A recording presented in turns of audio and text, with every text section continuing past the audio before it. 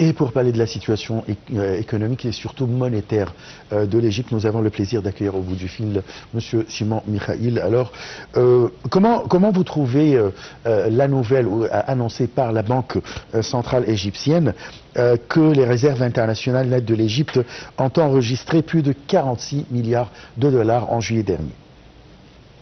L'Égypte a été toujours un pays très très riche. Et l'Égypte a toujours eu de très grands revenus et elle n'a jamais eu de dettes. Nous, on possède le canal de Suez, du pétrole, le tourisme, les envois monétaires des Égyptiens qui se trouvent à l'étranger et on est toujours dans une très grande stabilité. Aujourd'hui, on rentre dans des projets qui nécessitent de très grandes finances et au recours, on a d'autres investissements qui se réalisent du monde extérieur envers l'Égypte, ce qui fait quand même une certaine égalité dans les marchés. Et oui, de temps en temps, on trouve qu'il y a une différence entre le revenu et les dépenses, mais en même temps, à l'heure actuelle, l'Égypte a une stabilité monétaire et tous les projets qui se réalisent à l'intérieur reflètent l'état intérieur qui est, on peut dire, non pas seulement une stabilité, mais une grande connaissance des marchés. Là, après la dévaluation de la livre égyptienne, il y a quelques mois, il y a une augmentation des transitions ou bien des transactions des Égyptiens qui travaillent à l'étranger vers les banques égyptiennes. Est-ce que ça a joué un rôle quand même dans l'augmentation des devises étrangères? Bien sûr, vu qu'aujourd'hui, les gens qui envoient, les Égyptiens, qui comptent à des millions, qui travaillent entre le Golfe, les États-Unis et l'Europe, aussi bien que l'Australie. Ces gens-là envoient leur argent. Le dollar qui était transféré à une valeur 16 livres, aujourd'hui, il s'approche de 50. Ce qui fait qu'en toute facilité, ils sont en train d'acheter des terrains dans leur village initial, aussi bien que faire de la construction de bâtiments. Et on parle des millions de cas et non pas des milliers de cas, aussi bien que les gens, une classe un peu plus aisée, comme ceux qui travaillent dans le Golfe, commencent à faire de l'investissement, soit à travers leurs vacances dépensées en Égypte, ou bien de l'achat de l'immobilier qui se trouve dans les stations balnéaires, proches d'Hurghada, ou bien sur la Méditerranée. Les envois monétaires, oui, de plus en plus, à ne jamais oublier le grand soutien de ces personnes qui travaillent à l'extérieur envers leur famille, et d'ici que le chiffre de transfert est en état d'augmentation de nouveau. Parce que quand même, quand il y avait l'écart entre le marché noir et les banques, oui, il y a une chute. Et aujourd'hui, ça reprend une deuxième fois et la stabilité est en train de reprendre dans ce marché. C'est paradoxal quand même parce que si on parle avec les problèmes et la guerre qui se trouve dans la mer Rouge entre les Houthis et la coalition menée par ou bien dirigée par les États-Unis, normalement les revenus du canal de Suez ont baissé.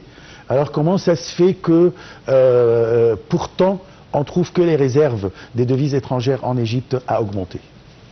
C'est que vu que le commerce international il a augmenté dans les dernières années entre 2016 et aujourd'hui d'environ de 10%, c'est d'ici que entre la baisse du revenu, si je compare par ce qui était supposé d'arriver cette année, et par rapport à l'augmentation du marché international.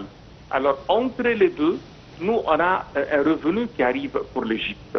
Aussi bien qu'on a d'autres projets qui se réalisent autour du canal de Suez, comme l'industrie du textile turc qui s'est réalisée dans ce domaine, aussi bien l'industrie chinoise, et tout cela nécessite des ports et d'arrivée de bateaux et un transfert de la marchandise.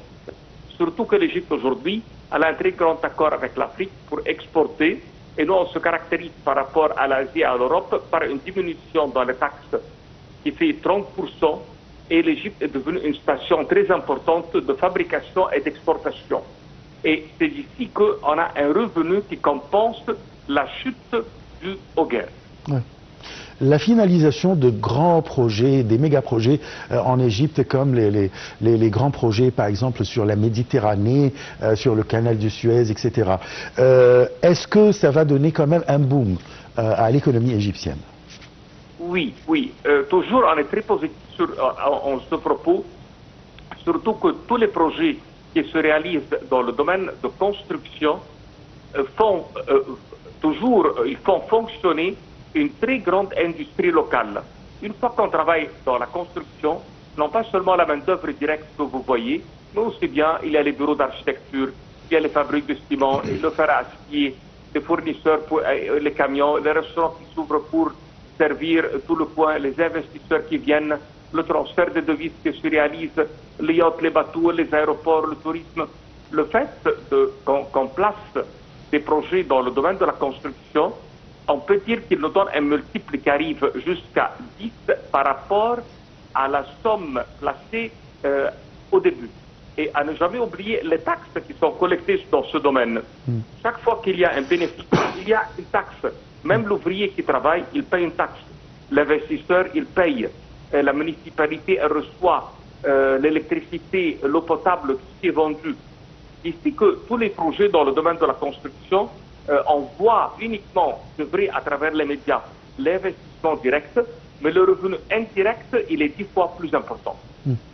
L'Égypte a réalisé ce qu'on appelle un miracle vis-à-vis des infrastructures, si je parle surtout des routes, des aéroports, etc. etc. Là, tout ça mène à l'amélioration ou bien la finition, la finalisation du projet du canal de Suez, la zone industrielle.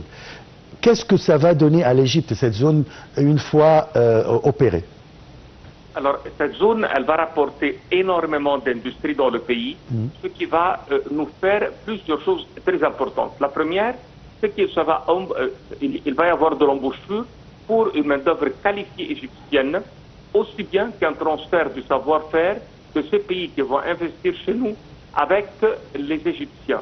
La création des instituts, des universités, la formation des gens, aussi bien, à ne jamais oublier, les services rendus pour cette industrie qui va s'installer. On vient de parler 5 minutes avant à propos de l'industrie turque. Elle a utilisé 70 000 personnes d'une façon directe et 100 000 personnes d'une façon indirecte.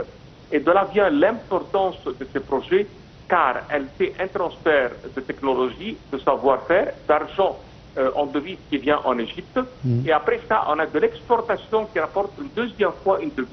Voilà. Et de là, l'importance de ces projets qui va rapporter au marché local un produit qui n'a pas été produit auparavant et en même temps un savoir. Je vous remercie beaucoup, Monsieur Simon Soyer. Vous avez bien parlé des réserves internationales qui a fait un record vis-à-vis des devises étrangères. Je vous remercie beaucoup. C'est la fin de notre émission. Très très bonne soirée. Au revoir.